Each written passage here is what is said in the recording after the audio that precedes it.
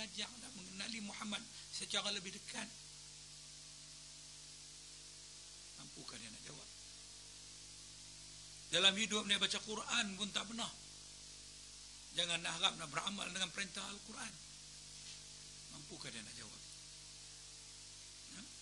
Begitu kata ahlul ilmi. Maka macam itulah juga di sini. Yang Nabi Abang Dajjal ini mengaku Nabi, kamu jangan terima, kamu jangan terpengaruh, karena tidak ada Nabi lagi selepas daripada aku. Dia kata, dia mengaku dia Tuhan, kamu jangan percaya, karena Tuhan kamu tidak akan dapat melihat selagi mana kamu masih hidup. Kita yang mengaji kita tahu. Yang tak mengaji, hari masa kita masih hidup, hiduplah ni pun orang main mengaku kata Nabi, dia mengaku, dia terima. Dia terima, dia percaya. Jadi begitulah keadaan dia.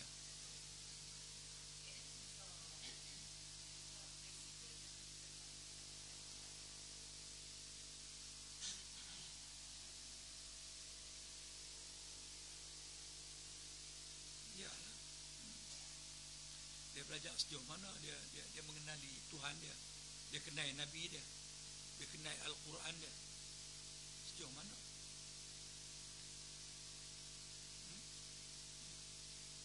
Sedangkan sebagaimana yang telah kita sebut, Nabi dalam dia nak memperkenalkan Allah kepada para sahabat pada waktu itu mengambil masa 13 tahun.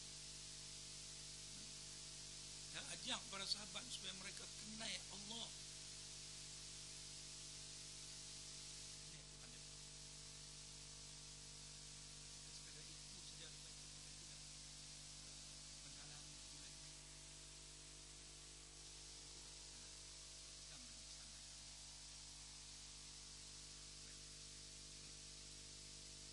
Syekh Suhaimi rahimahullah,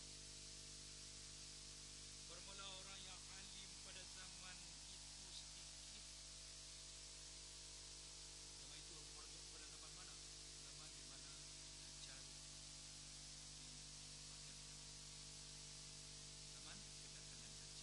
Itu merujuk pada maksud kata Syekh Suhaimi. Bermula orang alim pada zaman itu, pada masa kedatangan Dajjal itu, dia kata sikit, tak banyak. Maka kerana inilah datang fitnah yang lebih besar.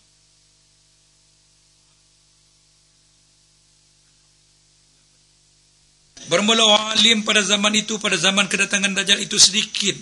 Maka kerana inilah datang warid, datang pun datang, warid pun mana datang. Daripada hadis, tiada lepas daripada fitnah Dajjal itu melainkan 12,000 daripada orang laki-laki dan 7,000 daripada orang perempuan. Berdasarkan kepada apa yang disebut oleh Nabi SAW yang dinakal oleh Syekh Suhaimi rahimahullahu ta'ala. Alim sikit dah, tak ada dah. Alim ni bukan kata merujuk kepada tok-tok guru besar-besar. Orang yang reti faham agama dia tu. Yang kenal Tuhan dia, yang kenal Rasul dia. Sikit. Sehingga Nabi sebut yang akan terselamat, yang kata lepas tu, lepas daripada fitnah Dajjal tu selamatlah. 12,000 campur 7,000. 22,000. Dalam keadaan manusia dalam angka bilion, mungkin trilion. Yang tu saja yang selamat. Wa na'udzubika ya Allah min fitnatil masihid dajjal. Nabi pun baca doa ini. Walaupun Nabi tahu yang Nabi tak akan bertemu dengan makhluk jahat ini, ya, Nabi nak pesan, nak ajak ke kita supaya jangan kita tinggal doa ini. Nah, doa memohon perlindungan dengan Allah daripada fitnah Masihid Dajjal, sebab sangat besar, sangat dahsyat. Nah, sangat dahsyat. Baik. Dan ada pun fitnah yang lebih besar pada akhirat, maka iaitu bahawasanya Allah Ta'ala menghimpunkan sekalian manusia pada hari kiamat. Ini fitnah lagi. Fitnah di mana? Ujian. Fitnah yang lebih besar pada hari akhirat, yaitu ketika mana Allah menghimpunkan semua makhluk manusia, maka firman-Nya, Allah berfirman, barang siapa ada ia menyembah akan suatu, maka hendaklah mengikut ia akan dia. Siapa ada yang semasa di dunia dia menyembah sesuatu selain daripada Allah, maka yang menyembah Allah, Allah perintah ikut dia. Yang menyembah selain daripada Allah, Allah suruh ikut sembahannya itu. Ini perintah Allah, firman Allah. Hendaklah mengikut ia akan, barang siapa ada yang menyembah akan suatu, maka hendaklah mengikut ia akan dia. Pikut yang tu. Maka mengikut orang yang ada ia menyembah matahari akan matahari. Yang menyembah bulan mengikut bulan. Yang menyembah berhala mengikut berhala. Mengikut kepada neraka. Ya, ke dalam neraka. Tetapi dirupakan bagi orang yang menyembah Nabi Isa, syaitan Isa. Dan dirupakan orang yang menyembah Uzair, syaitan Uzair. Ataupun kita sebut qarin. No? Tiap-tiap seorang kita ni ada qarin. Qarin ni serupa kita. Qarin. Ustaz, macam orang yang mati tu kan, kadang ada orang yang macam dia tu. Qarin. Qarin dia. Dia dah mati. Ya. Macam dia balik rumah. Qarin. Ada belakang. Baik. Yang menyembah Nabi Isa, dia akan ikut syaitan Nabi Isa yang serupa dengan rupa parai. Yang menyembah Uzair, dia akan mengikut syaitan yang atas rupa bentuk Uzair. Maka mengikut oleh mereka itu akan kedua syaitan itu kepada neraka. Dan tinggal lagi umat ini, umat Nabi Muhammad ni. Maka dikata bagi mereka itu, apa yang kamu nanti? Dan saja telah berjalan segala manusia, semua manusia-manusia lain pindah. Maka berkata mereka itu bahawa adalah bagi kami Tuhan yang kami sembah akan dia pada dunia. Kami bukan sembah makhluk-makhluk tadi. Kami bukan sembah matahari, bukan sembah bulan, bukan sembah Aisyah dan sebagainya. Dan tiada kami lihat akan dia, Allah yang kami sembah tu. No, Allah yang kami beribadat itu, kami tidak pernah melihat pun. Maka dikata orang akan mereka itu, maksudnya malaikat lah. No, malaikat. Malaikat tanya mereka, adakah kamu kenal akan dia? Kamu kenal ya kah Tuhan yang kamu sembah tu? Apabila kamu melihat akan dia? Maka berkata mereka itu, bahkan. Maka dikatakan akan mereka itu, betapa kamu kenal akan dia, dan tiada kamu melihat akan dia, sedangkan kamu tak melihat. Kata mereka itu, tiada sebandingan dengan sesuatu. Tuhan kami, yang kami mengabdikan diri kepadanya, beribadat kepadanya itu, tidak ada sesuatu pun yang sebanding dengan dia. Maka ditanya bagi mereka itu, satu malaikat pada pihak kiri arash. Ditanya kepada mereka itu, kepada ni umat Nabi Muhammad ni, yang kata kami ni, kami hanya beribadat menyembah Allah Tuhan kami. Allah Subhanahu wa taala perintah kepada dua orang malaikat. Satu orang malaikat duduk pada pihak kiri arash, dan satu orang malaikat lagi duduk pada pihak kanan arash. Duduk belah kiri ini, dia tanya, besar malaikat yang duduk di sebelah kiri arash ini. Nah, jikalau dijadikan air laut itu pada lubang kuku, yang lubang kuku ibu tangan. Ada sikit kan tu? No. Tu. Ambil air laut, mecorah lah ni. Ada sikit tu. Nah, abang besarnya malaikat tu. Nescaya tidak melimpah ia. Besarnya malaikat tu. No? Ambil ayat laut, tak atas ni.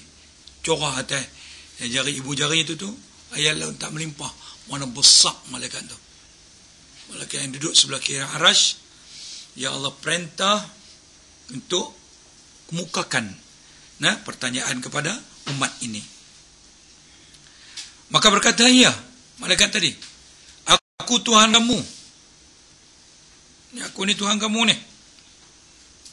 Maka berkata mereka itu, berlindung kami dengan Allah daripada kamu. Tiada kami sekutukan dengan Tuhan kami suatu. Bagus. Alhamdulillah. Maka hampir-hampirlah orang yang bertaklid itu bahawa berpaling i'tiqadnya. Hampir-hampir bergoncang akidah dia. Pasal tengok malaikat tadi besar, malaikat itu pun sebagai satu lagi fitnah Allah, ujian Allah kepada makhluk-makhluk dia yang beriman ni, juga mengaku Tuhan.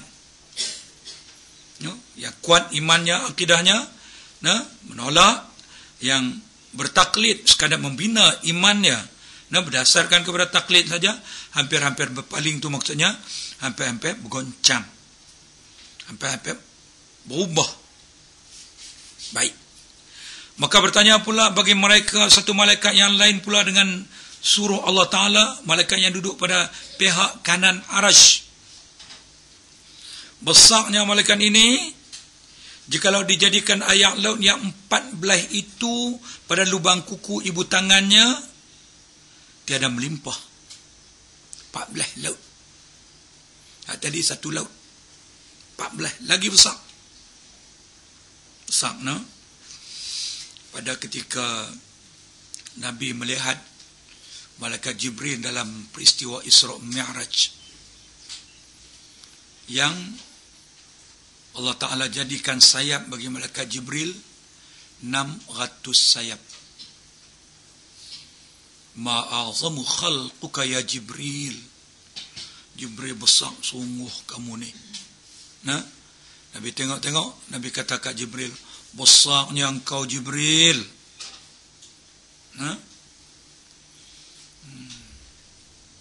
Allah pun cerita bahawa Nabi melihat malaikat Jibril dekat Sidratul Muntaha, dalam suratul Najmi, walaqad ra'ahu nazlatan ukhra 'inda Sidratil Muntaha. Allah bak peristiwa malam tersebut di mana Nabi antaranya melihat malaikat Jibril di sisi Sidratul Muntaha, indaha jannatul ma'wa. Di sisi Sidratul Muntaha itu terdapat jannatul ma'wa. Nabi tengok tentu, Nabi tengok malaikat Jibril dengan 600 sayap. Allah, besarnya kamu Jibril. Jibril kata apa? Masih ada lagi malaikat Allah yang lebih besar daripada aku, yaitu malaikat yang ditugaskan untuk menanggung arash Allah. Ni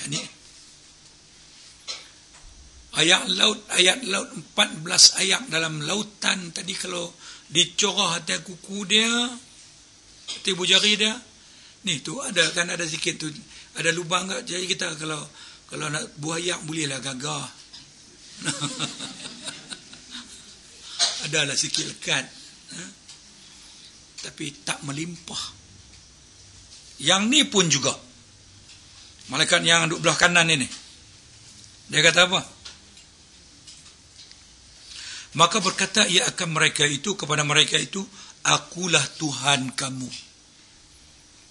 Ini fitnah juga namanya. Disebut dalam bahasa ilmu kita, ini juga bentuk fitnah. Suatu lagi ujian-ujian terhadap akidah keimanan kita ini daripada Allah. Baik, bila malaikat yang besar macam ini mereka kata mengaku Tuhan, maka berkata mereka itu, berlindung kami dengan Allah, na'udzubillahi min dzalik, na'udzubillahi bika. Kami memohon perlindungan dengan Allah daripada kamu. Dia pun tak percaya juga. Alhamdulillah, dia pun tak percaya juga. Alhamdulillah. Itu kata pentingnya kita pemantapan akidah ini. Tu. Sebab apa kita akan berhadapan dengan macam-macam bentuk. Kami memohon perlindungan dengan Allah daripada kamu. Maka tajalli Tuhan bagi melihat oleh mereka itu akan Tuhan seperti barang yang ia i'tiqad. Tu cerita dia tu. Tajalli itu maknanya macam yang Allah sebut dalam Quran lah. Falamma tajalla rabbuhu ilal jabali ja'alahu dakka wa kharra Musa sa'iqa. Masa Nabi Musa minta kepada Allah nak melihat Allah, Allah mentajalli nur kepada sebuah bukit. Tu bahasa tajalli itu tu saya nak terjemah apa? Tak ada terjemah, tu makna tajalli lah. Tak ada saya terjemah. Tajalli itu loh. Falamma tajalla rabbuhu lil jabali ja'alahu dakka wa kharra Musa sa'iqa. Nabi Musa minta nak melihat Allah. Allah kata kamu tak boleh melihat. Kamu tak boleh melihat. Tapi tak apalah kalau kamu nak melihat juga. Lihatlah di sebuah bukit yang diisyaratkan dalam firman Allah tadi. Sampai daripada Nabi Musa melihat ke arah bukit yang diperintah oleh Allah, lalu Allah mentajallikan nur Allah ke bukit tersebut, hancur bukit itu. Maka Nabi Isa wa kharra Musa sa'iqa, pingsan. Itu tajalli lah nama dia. Pada saat ini pun Allah mentajalli. Maka tajalli Tuhan bagi mereka itu, maka melihat oleh mereka itu akan Tuhan, akan Allah seperti barang yang ia i'tiqad. Seperti mana dalam i'tiqad kita, yaitu Tuhan kita ini mukhalafatuhu lil hawadis. Ini pokok perbincangan kita. Maka sujud oleh mereka itu semua hamba-hamba Allah yang terselamat daripada ujian yang terakhir ini, semua masing-masing pakat sujud, dan tinggal segala kafir, orang kafir tak sujud. Dan adalah belakang mereka itu seperti mana papan yang satu. Pakat sujud tu, semua kelihatan yang sujud tadi nampak macam sekeping papan. Rata pun nampak. Itu maksud ibarat tu. Tadi dia kata ada papan-papan pula apa. Dan adalah belakang mereka itu seperti mana papan yang satu. Tiap-tiap berkehendak sujud mereka itu gugur atas belakangnya. Nak sujud atas belakang kawan. Sujud. Maka firman Allah Subhanahu wa taala, wahai hambaku, aku adalah Tuhan kamu, angkat olehmu akan kepala kamu, maka sesungguhnya telah kami gantikan tiap-tiap seorang laki-laki kamu itu daripada Yahudi dan Nasara masuk ke dalam neraka. Maka mengangkat oleh mereka itu akan kepala mereka itu, dan muka mereka terlebih sangat putihnya daripada embun dan cemerlang cahaya. Apa maksud? Maksud, sesungguhnya kami telah gantikan tiap-tiap seorang lelaki, termasuk perempuan lah ni, daripada Yahudi dan Nasara masuk dalam neraka. Kerana Nabi habaq tiap-tiap seorang kita ni, tiap-tiap seorang makhluk Allah Ta'ala ini, Allah sediakan kepada dia kedua-dua. Satu tempat dalam syurga, satu tempat dalam neraka. Satu tempat dalam neraka. Hingga di hari akhirat nanti apabila seseorang hamba wal'ayazabillah ditakdirkan ditempatkan oleh Allah dalam neraka, Allah perintah kepada malaikat untuk memperlihatkan tempat dia yang disediakan oleh Allah dalam syurga. Jadi yang dimaksudkan di sini, maka kami gantikan tiap-tiap seorang lelaki kamu tu al-ta'bir ala sabili taghlib, dia panggil. Kata laki-laki, guna laki-laki termasuklah perempuan-perempuan yang mukminat, yang muslimat. Tempat yang Allah sediakan kepada mereka yang beriman ini, yang ada juga dalam neraka dulu. Tempat tu digantikan masuk, yang dia akan ditempatkan, digantikan oleh orang-orang Yahudi dan Kristian. Itu sampai macam tu. Maka menyesallah oleh mereka yang apabila mereka gagal masuk ke dalam syurga, diperlihatkan dengan perintah Allah diperlihatkan kepada mereka tempat dalam syurga ada disediakan oleh Allah menyesai sampai tak habis-habis. Itu maksud ibadat tani. Maka bangun daripada sujud, mereka mengangkat daripada sujud dengan keadaan wajahnya putih dengan cahayanya pula, dan dihitamkan segala muka orang-orang kafir. Hitam. Ya, Allah sebut dalam surah apa? Nuruhum yas'a baina aydihim. Cahaya muka orang-orang yang beriman ini, maknanya terpancar di hadapan mereka di hari akhirat nanti. Cahaya kesan sujud, cahaya di muka kerana kesan daripada wudu. Simahum fi wujuhihim min athari sujud. Lagi banyak kita sujud kepada Allah, akan banyak lagi akan bertambah cahaya di hari akhirat nanti. Baik. Muka mereka yang tidak beriman itu hitam legam, dihitamkan. Dan berkata orang yang mukmin, engkaulah Tuhan kami. Maka sahut ia Allah, ahlan bikum. Ahlan bikum. Artinya, ahlan itu selamat datang. Tapi itu saya kita terjemah, dapat keluasan dengan kamu. Berbahagialah kamu. Selamat datang kamu. Maka diberi tiap-tiap seorang akan nur. Maka diberi tiap-tiap seorang akan nur atas kadar amalnya. Amalan dia banyak, nur dia lagi terang. Itu kata atas kadar amal. Dan kadar mengikut suruhnya. Kadar sejauh mana seseorang itu patuh dan tunduk kepada Allah Subhanahu wa taala, maka banyak itulah, seterang itulah cahaya nur yang diberi oleh Allah Subhanahu wa taala kepada makhluk-makhluk dia yang beriman ini. Dan dibentangkan bagi mereka itu siratal mustaqim, di atas Jahannam. Titian sirat yang dibentangkan di atas neraka Jahannam. Maka adalah Nabi Mustafa sallallahu alaihi wasallam dan segala umatnya, kita semua ini pertama-tama orang yang lalu di atasnya, orang yang mula-mula. Orang yang mula-mula. Habis cerita pasal dalil mukhalafatuhu ta'ala lil hawadis. Sampai dibawa kita kepada berada pada nuktah yang terakhir, sehingga kita selamat. Apabila seseorang itu memahami sifat mukhalafatuhu ta'ala lil hawadis, memahami ayat-ayat Allah, lam yalid wa lam yulad wa lam yakul lahu kufuwan ahad, memahami ayat Allah dan menjadi pegangan dia, laisa kamitslihi syai' wa huwas samiul basir. Ini menjadi pegangan dia, akan menyelamatkan dia sehingga ke atas titian sirat. Baik, habis dalil mukhalafah. Dan adapun dalil qiyamuhu binafsih, maka yaitu firman Allah Subhanahu wa taala, innallaha ghaniyun 'anil 'alamin. Itu antara ayatnya. Ya ayyuhan nasu antumul fuqara'u ila Allah wallahu huwal ghaniyul hamid. Itu ayat dia lah, itu juga ayat yang kita sebut dalil naqli, dalil yang berdasarkan kepada Al-Quran dan hadis yang menunjukkan Allah bersifat dengan qiyamuhu binafsih.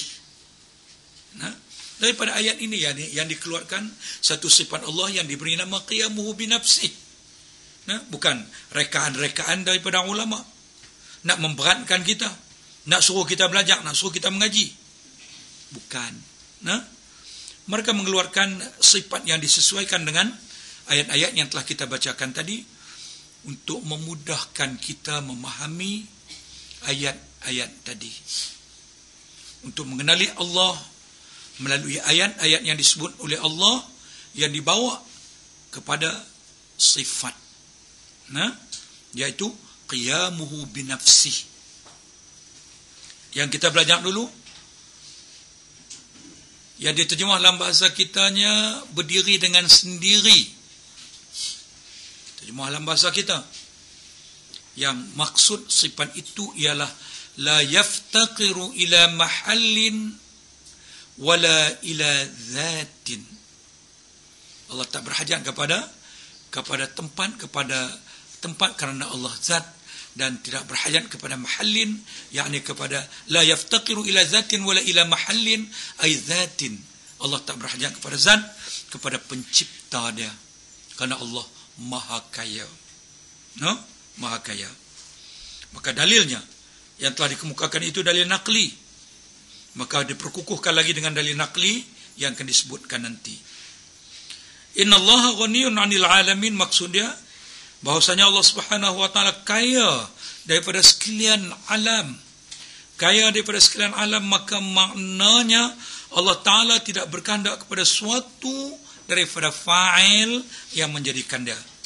Yang tadi kita sebut dalam ta'rif di sana, ila zatin ay ila fa'ilin, kepada fa'il, kepada orang yang mencipta, yang menjadikan dia. Sebab Allah maha kaya, sebab Allah sudah sedia ada. Yang berhajat kepada orang yang menjadi ini, orang yang belum ada, kemudian nak diadakan dia, maka dia berhajat kepada orang yang mengadakan dia. Allah sedia ada. Sebab itu Allah tidak berhajat kepada fa'il, kepada orang yang menjadikan dia. Dulu kita belajar, kita bercakap dah, wujud Allah itu wujud yang zati, wujudul li zati. Wujud Allah Subhanahu wa taala wujud sedia kala. Tidak ada siapa yang mencipta Allah. Itu kata wujud zati. Dan wujud yang membawa maksud berlainan secara keseluruhannya dengan makhluk. Makhluk berhajat kepada tempat, Allah tak berhajat kepada tempat. Makhluk berhajat kepada masa, Allah tidak berhajat kepada masa. Sebab Allah yang mencipta masa, Allah yang menciptakan tempat, Allah mengatasi tempat, mengatasi masa. Itulah cara kita mengenali Tuhan kita.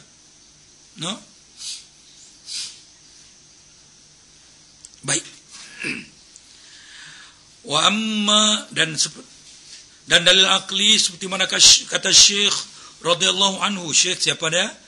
Syekh Sanusi. Wa amma burhan wujubi qiyamihi ta'ala binafsihi, fali'annahu law ihtaja ila mahallin lakana sifatan, was-sifatu la tattasifu bi sifatil ma'ani wala al-ma'nawiyyati, wa maulana jalla wa azza yajibu ittisafuhu bihima falaysa bi sifatin walau ihtaja ila mukhassis lakana haditha. Kaifa wa qad qama al-burhan ala wujubi qidamihi ta'ala wa baqa'ih. Itu dalil akli. Akli apa? Akli yang mantiqi, mengikut pendekatan ilmu mantik. Ilmu mantik ini ilmu akli, ilmu mantik logika, ilmu akli. Pasal apa yang dikemukakan tak cukup dengan dalil akli, dengan dalil nakli cukup, tapi sebagai persiapan untuk kita. Dia tak habang, dia tak bawa dalil nakli pun tak apa dah. Tapi mana nak habang kat kita sebagai persiapan kita kalau kita berhadapan dengan orang yang tidak percayakan Al-Quran. Sebab itu ilmu akidah, ilmu tauhid ini dikenali juga dengan ilmu kalam. Ilmu kalam. Kalam itu percakapan. Kalam itu perbincangan. Kalam itu mana perbahasan. Karena dalam ilmu ini di peringkat awal dulu banyak perbahasan, banyak pertikaian, banyak perbincangan dia. Terutamanya daripada mereka-mereka yang baru saja nak menerima, nak didedahkan kepada mereka tentang soal ketuhanan ini. Yang sudah menjadi pegangan dan budaya mereka yang mereka warisi daripada tok nenek moyang. Bila dikatakan Tuhan, dapat dilihat dengan mata kepala. Ada gambang dia, ada rupa parah dia. Tiba-tiba nak dikemukakan kepada mereka satu bentuk kepercayaan beriman dengan Allah yang tak boleh lihat. Maka banyaklah perdebatan dia, banyak pertikaian dia, banyak perbincangan dia. Sebab tu antara yang dinamakan ilmu ini ilmu kalam. Jadi yang dikemukakan juga dalil dalil akli ini ialah nak membantu kita kalau kita yang nak memperkenalkan Allah kepada masyarakat yang tak kenal Quran, masyarakat yang tidak memahami Al-Quran, maka inilah senjata kita. Bermula daripada sini, bertitik tolak daripada sinilah ilmu mantik ini digunakan sebagai salah satu alat pendekatan untuk nak memperkenalkan ilmu tauhid, aqidatut tauhid kepada masyarakat manusia. Di zaman Nabi dulu cukup, bahkan kepada kita pun alhamdulillah insya-Allah cukup. Pasal apa kamu kata Allah itu satu? Sebab saya ada baca ayat Al-Quran, qul huwallahu ahad. Nah, itu kepentingan dia.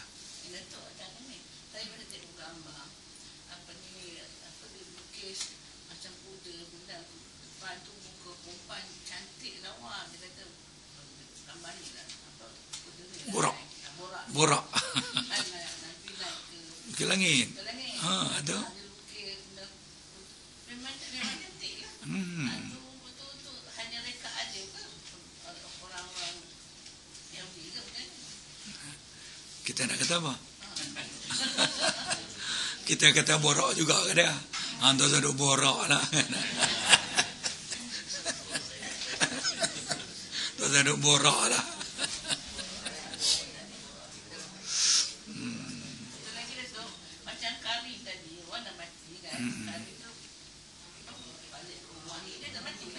Karin kan? Karin ni dia umur panjang. Dia akan mati juga bila sampai masa dia. Tapi umur dia panjang. Macam cerita dia pun daripada, kalau kita nak guna bahasa lah, spesies.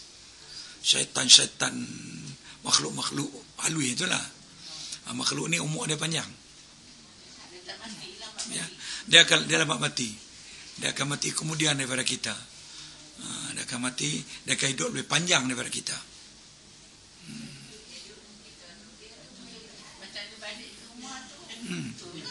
Dia balik dan dia ada kemampuan macam syaitan biasa, dia boleh menjelma. Allah bagi keupayaan kepada dia boleh menjelma rupa kita. Dia Nabi sallallahu alaihi wasallam bila mana Nabi memberitahu kepada para sahabat bahawa kita semua ada qarin, dan kerja qarin ini maknanya dia spesies tu dia baik-baik dia pun jahat-jahat manusia. Kan? Nabi kata, dia bertanya, sahabat tanya kepada baginda sendiri, Rasulullah sendiri, ada, tetapi qarin yang ada padaku ini telah pun diislamkan. Jadi baiklah qarin Rasulullah itu, qarin yang baik. Bolehlah kita kata macam tu, dia mengikut cara hidup seseorang itu. Kalau hidup penyangak lah qarin dia nah. Dia tiap seorang ni ada qarin. Sehingga Allah sebut dalam Quran, wa man yakuni syaitanu qarinan fasa'a qarina. Siapa yang qarin dari syaitan, maka itu sejahat-jahat qarin, kata Allah.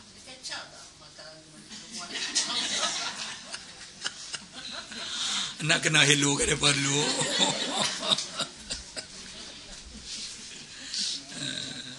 Ya.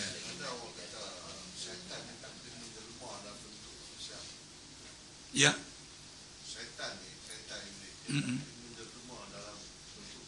Silap. Yang betul, syaitan tidak boleh menjelma dan merupa bentuk Rasulullah sallallahu alaihi wasallam. Dan rupa bentuk manusia dia boleh. Allah bagi kepada dia keupayaan. Sebab itu Nabi sallallahu alaihi wasallam menyebut sesiapa di antara kita yang bermimpi berjumpa dengan baginda, melihat wajah baginda, dia kata itulah Rasulullah, karena Allah mengharamkan mana-mana makhluk syaitan daripada menyerupai seperti mana rupa Rasulullah sallallahu alaihi wasallam. Orang yang mengaku Nabi itu kan dia dah tahu dah tak ada Nabi pada Muhammad. Kenapa dia nak mengaku diri Nabi? Adalah putih sikit. Adalah yang putih itu. Kalau tak putih dia tak berani. Kalau tak putih dia tak berani, sebab mengaku jadi Nabi ni, kalau sengaja, kalau dalam kesedaran dia, apa jadi? Murtad. Siapa yang mengaku menjadi nabi dengan kesedaran dia, dengan kehendak dia, dengan dia tahu, maka murtad dia. Jangan apa yang bermimpi bertemu dengan Rasulullah. ya. Maka sebenarnya Ya. tapi kalau orang ni dia sentiasa bermimpi bertemu dengan Nabi Isa lah, bertemu dengan Dajjal lah. Kemudian baru ni pula dia kata dia mimpi bertemu dengan Rasulullah. Rasulullah kata malapetaka akan berlaku di Malaysia. Jadi dia spread benda ni. Dan dia pula seorang ustaz. Sejauh mana kita boleh, ataukah dia sakit jiwa? Tak, kalau kata lagi satu, selalunya orang yang bertemu dengan Rasulullah ni dia akan diam, dia tak akan highlight. Betul. Yang tu betul, dan para alim ulama pun sebut macam tu. Jangan duk cerita kat orang. Jadi macam ni macam mana kalau dia spread macam ni. Saya kalau ni saya nak call Datuk Mufti, saya nak Call dia lah. Nak call dia lah. Nak call dia lah. Datuk duduk dalam majlis Mufti, jadi macam mana pada anggapan Datuk? Pertama, kalau mimpi berjumpa dengan Nabi, memberitahu kepada orang ni suatu yang bercanggahlah dengan pesanan para alim ulama. No? Dia tak bagi habang. Satu, bercanggah. Yang kedua, dia cerita kata akan timbul malapetaka. Nabi habang. Itu dia. Nah, dia habang. Kalau dia berjumpa dengan saya nak habang.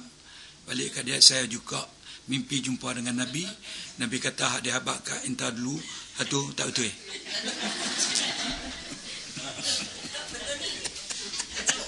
Benda ni is going on sekarang. Ya.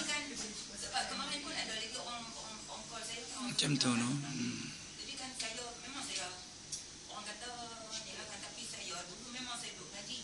Tapi bila something going up macam ni kan, saya dah macam tak terasa dengan ustaz tu. Jadi saya pun tak pergi lah. Oh, alhamdulillah lah.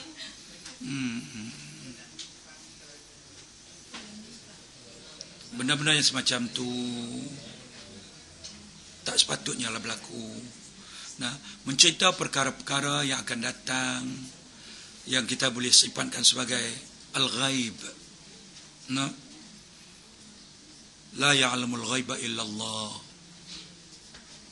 Benda yang lagi akan datang yang kita tak tahu, yang kita belum tahu, belum kenal pasti. Siapa pun tak tahu melainkan Allah. Kalau pakai-pakai nak dakwa, saya nak dakwa juga. Tapi saya nak dakwa macam tak sana. Nah. Banyak yang saya tak boleh nak setuju atau nak ni kan. Alhamdulillah. Macam baru ni kan. Kita macam saya nak faham Datuk. Saya tak memihak pada mana-mana parti. Tak. Ya. Tapi dalam kebenaran kita akan kata yang benar-benar Tetap betul. Datuk macam kita baru ni, kita nak Datuk Aizan sakit.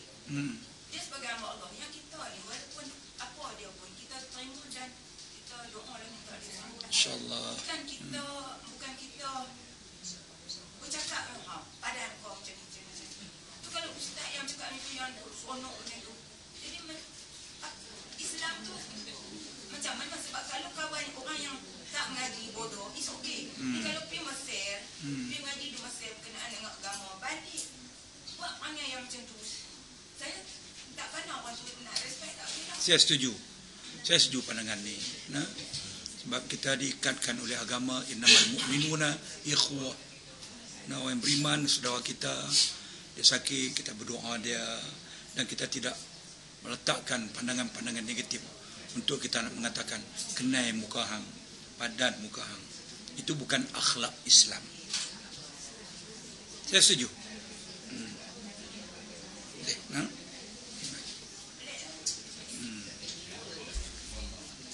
Baik. Ya. Baik. Nah, cerita mesonok juga sekali-sekala kan lah. Tidak.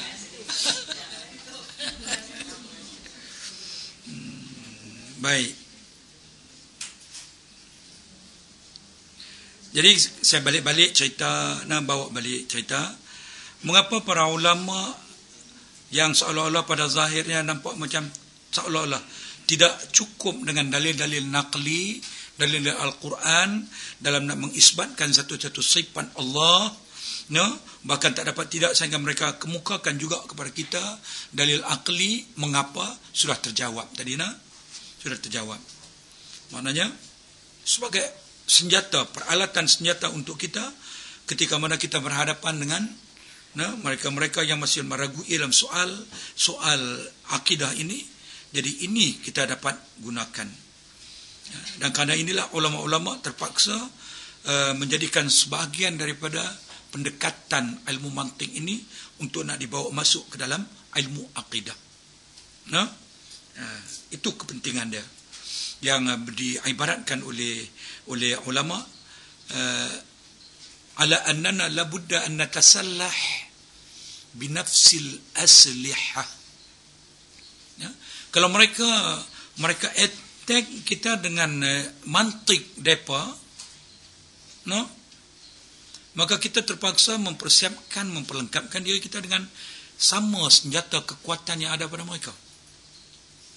Depa attack kita dengan mantiknya, dengan ulum akliyahnya, maka kita juga terpaksa memperlengkapkan diri kita dengan senjata yang sama. Bermula daripada waktu itu, masa itulah yang menularnya ilmu mantik ini dan diserap masuk ke dalam ilmu tauhid. Bukan nak habang bahawa dia sebahagian daripada yang tak dapat, tidak, bukan. Sebagai satu persiapan, kelengkapan bagi nak berhadapan dengan musuh-musuh Islam ataupun orang Islam sendiri yang hanya memahami sesuatu berdasarkan kepada akliyah dia, akal dia. Baik, mari kita tengok dalam akal ini maksud dia. Dan adapun tanda wajib berdiri Allah Ta'ala, dalil itu tanda tu, berdiri Allah Ta'ala dengan sendirinya, maka kerana bahawasanya jika berkanda ia kepada zat, yang Allah itu sudah, kalau Allah tidak berdiri dengan sendiri, artinya Allah berkanda kepada zat, nescaya adalah Allah, ia Allah sifat, dan sifat itu tiada bersifat ia dengan sifat ma'ani dan tiada bersifat dengan sifat ma'nawiyah. Bagaimana sifat bersifat dengan sifat? Melainkan zat yang bersifat dengan sifat. Baik. Dan Tuhan kita Jalla wa'azza wajib ia bersifat dengan keduanya, yakni sifat ma'ani dan sifat ma'nawiyah. Maka bukan ia sifat. Dan jika berkehendak ia kepada orang yang menjadikan dia, Allah ni, Tuhan kita ini, diandaikan, kalau sekiranya Allah Subhanahu wa taala tidak berdiri dengan sendiri, tidak bersifat dengan qiyamuhu binafsih, artinya Allah berkehendak kepada orang yang mencipta, yang menjadikan dia, nescaya adalah ia baharu. Allah baharu, makhluk macam kita. Betapa bagaimanakah mungkin Allah itu baharu? Dan sesungguhnya telah terdahulu berdiri dalil atas wajib qidam Allah Ta'ala dan baqa'nya. Bila mana kita telah mengenali Allah, yang Allah Ta'ala telah wajib bersifat dengan qidam. Bila kata qidam, ada Allah, bukan dicipta oleh sesiapa. Katakan ini masih clear lagi. Mai yang akan disebut tadi. Bolehlah nak pakai kat tidur. Baik, kita baca baca atas amanah ilmu. Dan sesungguhnya telah engkau ketahui bahawa musannif, penulis, musannif ini makna penulis buku ini, kitab ini, berlaku ia pada barang yang telah terdahulu atas tafsir qiyamuhu ta'ala binafsi, dengan ketiadaan berkehendak kepada zat dan ketiadaan berkehendak kepada yang menjadikan dia. Dan kerana yang demikian itulah diifradkan ia akan tiap-tiap dengan dalil. Maka mengambil dalil ia atas yang pertama dengan katanya, Jika berkehendak ia kepada mahal, yakni kepada zat, hingga akhirnya rangkap ayat di atas tadi, dan mengambil dalil ia atas yang kedua dengan katanya, jika berkehendak ia kepada yang menjadikan dia, hingga akhir ayat di atas tadi. Tetapi musannif menghazabkan daripada tiap-tiap daripada kedua dalil itu akan qiyas yang pertama dan istisna qiyas yang kedua. Tu saya kata penin.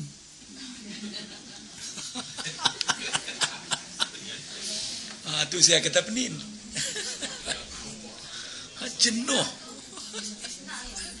Ya. Tu.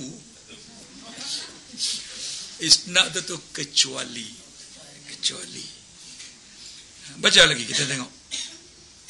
Kerana memada dengan dua dalil keduanya, maka aturan dalil yang pertama itu, jika kalau tiada ada, ia berdiri dengan sendirinya, artinya terkaya ia daripada zat, nescaya berkehendak ia kepada zat, yang berdiri ia dengan dia, tetapi berkehendaknya kepada zat itu mustahil, kerana bahawasanya jika berkehendak ia kepada zat, nescaya adalah ia sifat Allah itu, tetapi keadaannya sifat itu mustahil. Dan aturan dalil yang kedua itu, jikalau tiada ia berdiri dengan sendirinya, artinya jikalau tiada ia terkaya daripada yang menjadikan dia, nescaya berkehendak ia kepada yang menjadikan dia, tetapi berkehendaknya kepada yang menjadikan dia itu mustahil, kerana bahawasanya jikalau berkehendak ia kepada yang menjadikan dia, nescaya adalah ia baharu, tetapi keadaannya baru itu mustahil. Nah tu ulang-ulang. Itu saya kata tadi, kalau takat yang atas tadi pun cukup, tapi kita baca pilana. Baik. Dan kata musannif, dan sifat itu tiada berdiri dengan sifat. Sifat tiada berdiri, tiada bersifatnya dengan sifat ma'ani, dan tiada bersifat dengan sifat ma'anuyah atas tadi. Artinya bersalahan sifat nafsiyah seperti mana wujud, dan sifat salbiah seperti mana qidam baqa, dan seterusnya. Maka bahawa sifat itu bersifat ia dengan keduanya, yakni bahawa sifat ma'ani itu bersifat ia dengan wujud, dan iaitu sifat nafsiyah, dan bersifat ia dengan qidam dan baqa, dan keduanya itu sifat salbiyah. Itu dia. No, kita nak pergi kepada dalil wahdaniyat lah pula kan. Tu cukup pegang yang tadi nah. Dua dalil yang menjadi pegangan kita kepada dalil naqli yang pertama, nah, qiyamuhu ta'ala binafsih itu merujuk kepada yang pertama Allah itu bukan sifat, yang kedua merujuk kepada Allah Subhanahu wa taala, terkaya daripada zat yang menciptakan dia. Cukup kita pegang tentu. Sebab kalau Allah itu sifat, nah, Allah berhajat kepada zat. Sebab setiap sifat dia akan perlu kepada zat. Dan kalau Allah Subhanahu wa taala perlu kepada orang yang menciptakan dia, menunjukkan bahawa Allah itu baharu, nah, maka bila mana Allah itu baharu, mustahil lah, nah, natijahnya. Pegang tentu cukup. Baik. Tamai lagi no, penganti. Tamai kita masuk sikit lagi.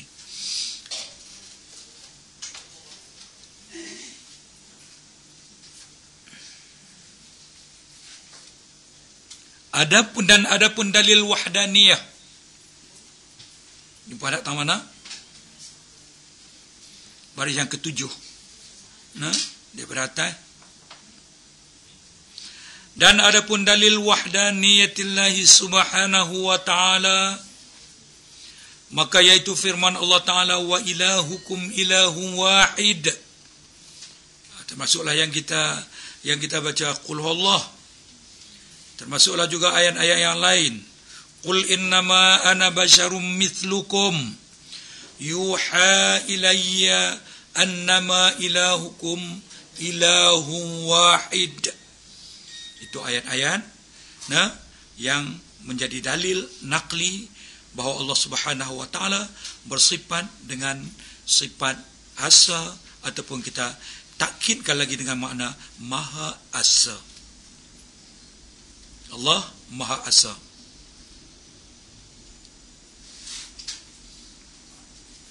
Wa ilahukum ilahun wahid, bermula Tuhan kamu itu Tuhan yang satu. Ya, Tuhan yang satu.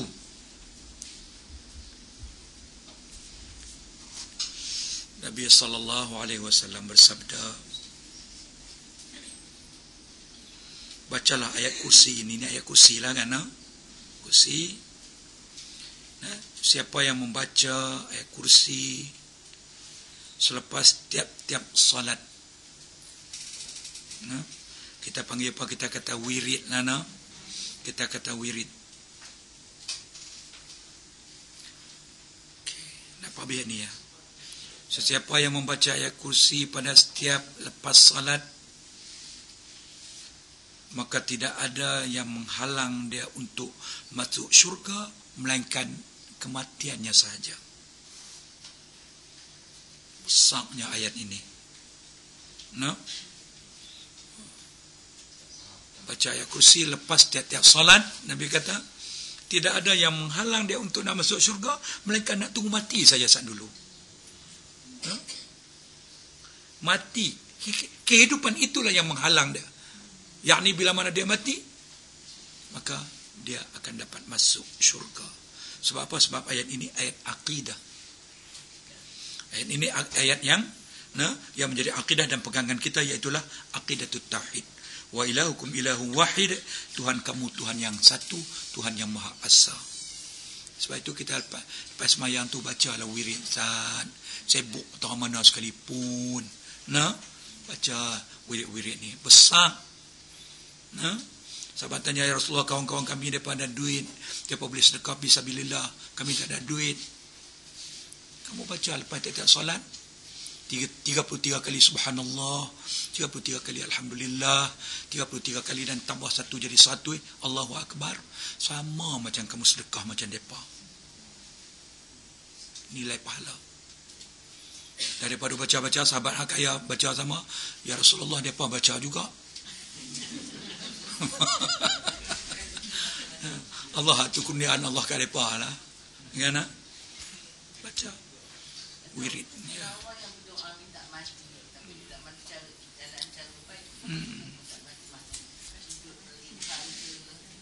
Tak boleh. Tak boleh. Nabi larang kamu jangan minta mati. Tapi kalau sekiranya tak dapat tidak, mungkin kerana sakit yang kita rasakan tidak ada harapan, minta kepada Allah. Allahumma in kanatil mayyitatu khairan li fa amitni. Wa in kanatil hayatu khairan li fa ahyini. Ya Allah, ya Tuhanku, kalau kematian itu adalah lebih baik bagi aku, kita serah kepada Allah. Matikanlah aku ya Allah. Ya Allah, kalau sekiranya kehidupan itu masih adalah baik bagi aku, hidupkan aku. Lagu tu tak apa. Yakni kita serah kepada Allah. Keadaan kita ketika mana kita berkeadaan yang kita rasa tak ada harapan. Dan tak ada harapan lagi. Serah kepada Allah. Kalau baik, kehidupan itu masih baik, minta Allah hidupkan kita. Kalau kematian ada lebih baik bagi kita, serah kepada Allah. Itu boleh. Nak minta mati tak boleh. Allahu a'lam. Aqulu qawli hadza wa astaghfirullah li wa lakum. Assalamualaikum warahmatullahi wabarakatuh. Bismillahirrahmanirrahim. Alhamdulillahi rabbil alamin. Wassalatu wassalamu ala asyrafil anbiya wal mursalin. Sayyidina Muhammad wa ala alihi wa sahbihi ajma'in. Allahumma 'allimna ma yanfa'una wanfa'na bima 'allamtana. Allahumma faqihna fid din وعلمنا التأويل. اللهم حبب إلينا الإيمان وزينه في قلوبنا وكره إلينا الكفر والفسوق والعصيان واجعلنا من الراشدين. اللهم اجعل جمعنا هذا جمعا مرحوما وتفرقنا من بعده تفرقا معصوما. وصلى الله وسلم على سيدنا محمد وعلى آله وصحبه أجمعين والحمد لله رب العالمين. سبحانك اللهم وبحمدك نشهد أن لا إله إلا أنت نستغفرك. بسم الله الرحمن الرحيم. والعصر إن الإنسان لفي خسر إلا الذين آمنوا وعملوا الصالحات وتواصوا بالحق وتواصوا بالصبر.